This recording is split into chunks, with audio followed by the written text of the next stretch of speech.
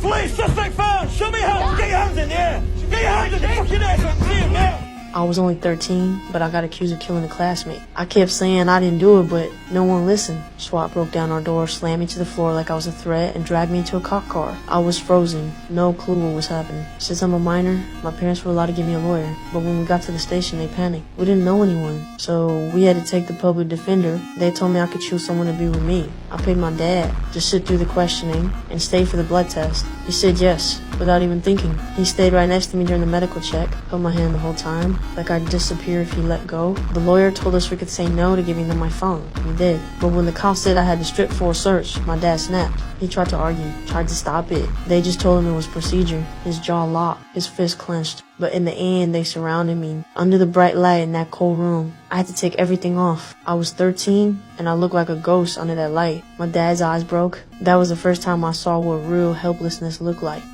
Okay, and if I can just ask you to lift up your penis, I need to make sure that there's no defensive wounds on your scrotum.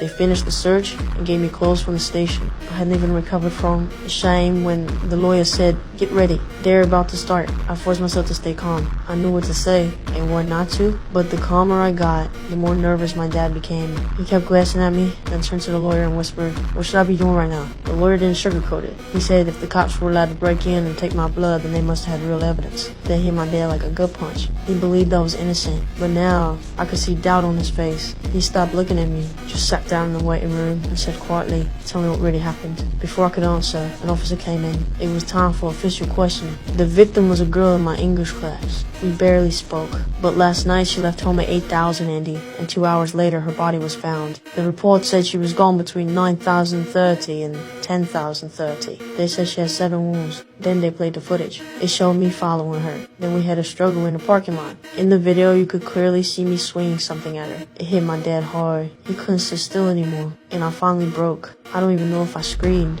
All I remember was the pain. Not physical pain, something deeper. Like my whole body was about to split open. They kept asking questions. I didn't say a word. Eventually, they gave up. They left me and my dad alone. He stared at me like he was looking at a stranger, or maybe trying to find his son again. He didn't want to believe I did it, but the footage frame by frame was tearing that belief apart. I saw how much it hurt him. It hurt me too, but I couldn't break again. I had to hold on, because deep down, I knew this case was far from over.